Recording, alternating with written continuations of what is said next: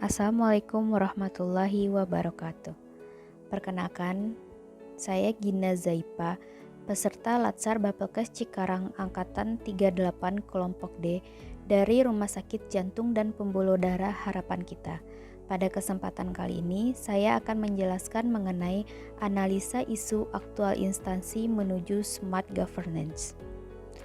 Rumah Sakit Jantung dan Pembuluh Darah Harapan Kita didirikan oleh Yayasan Harapan Kita di Jalan S. Parman, Kafling 87 Slipi, Jakarta Barat.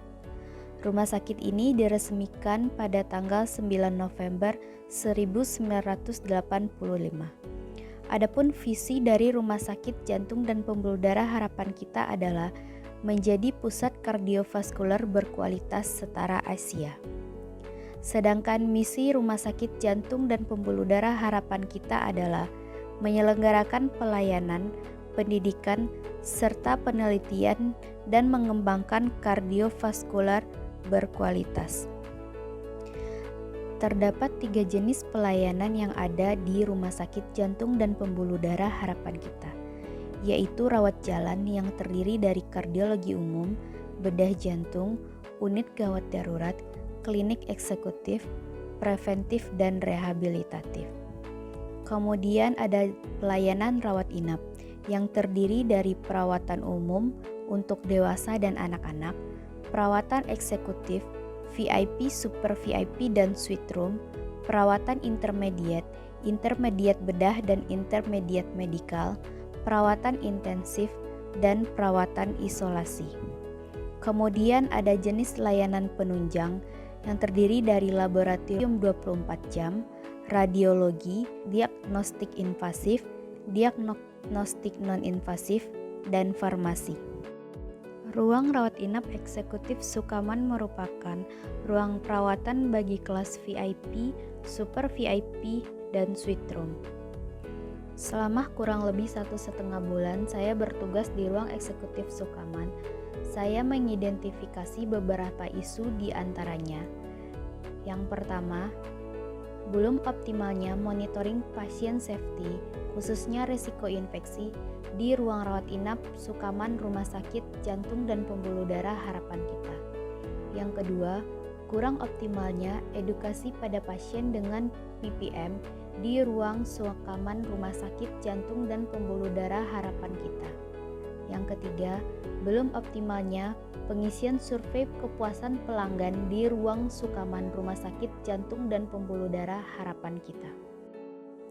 Salah satu cara yang dilakukan untuk mencegah infeksi pada pasien yang terpasang IV line adalah dengan rutin mengganti tusukan infus dan set infus setiap 4 hari sekali.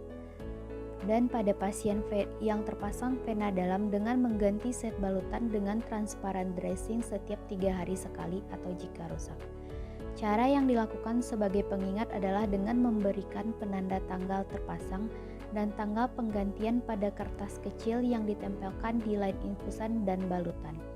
Namun, penulis menemukan banyaknya perawat yang lupa untuk memberikan penanda dan belum adanya monitoring khusus sehingga hal tersebut dapat meningkatkan terjadinya risiko infeksi pada pasien.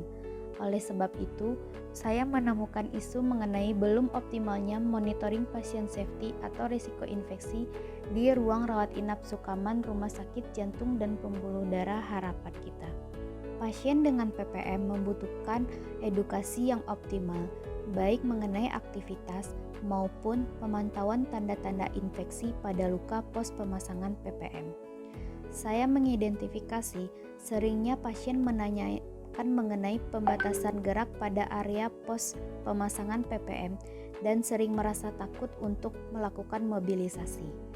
Selain itu, belum adanya media edukasi bagi pasien pos pemasangan PPM dan terdapatnya pasien readmisi karena infeksi pada luka pos PPM.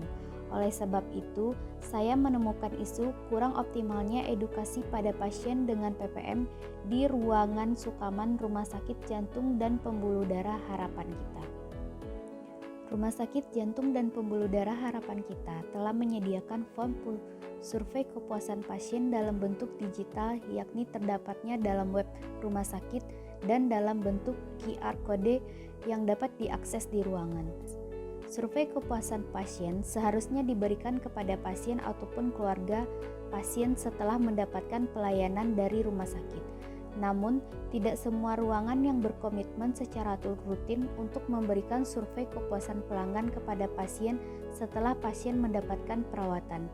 Hal ini disebabkan karena banyaknya pasien yang pulang dalam waktu yang bersamaan, sedangkan jumlah tenaga perawat yang bertugas terbatas, sehingga edukasi pasien pulang pun dilakukan dengan terburu-buru dan kurang terkoordinir. Dari data yang ditemukan, dari 139 pasien pulang periode triwulan pertama dari bulan Januari sampai Maret, hanya 27 orang yang mengisi survei kepuasan pasien. Oleh sebab itu, saya menemukan isu belum optimalnya pengisian survei kepuasan pasien atau kepuasan pelanggan di ruang Sukaman Rumah Sakit Jantung dan Pembuluh Darah Harapan Kita. Dari ketiga core isu di atas, saya menggunakan teknik tapisan USG, meliputi urgensi yaitu seberapa mendesak suatu isu harus dibahas, dianalisis, dan ditindaklanjuti, seriousness yaitu seberapa serius suatu isu harus dibahas, dikaitkan dengan akibat yang akan ditimbulkan, sedangkan growth adalah seberapa besar kemungkinan memburuknya isu tersebut jika tidak ditangani segera. Dari teknik tapisan isu tersebut, saya menemukan isu prioritas utama yaitu belum optimalnya monitoring pasien safety khususnya risiko infeksi di ruang rawat inap Sukaman Rumah Sakit Jantung dan Pembuluh Darah Harapan Kita dengan skor 11. Berdasarkan observasi dan isu yang ditemukan tersebut, maka saya melakukan teknik analisa isu Fishbone.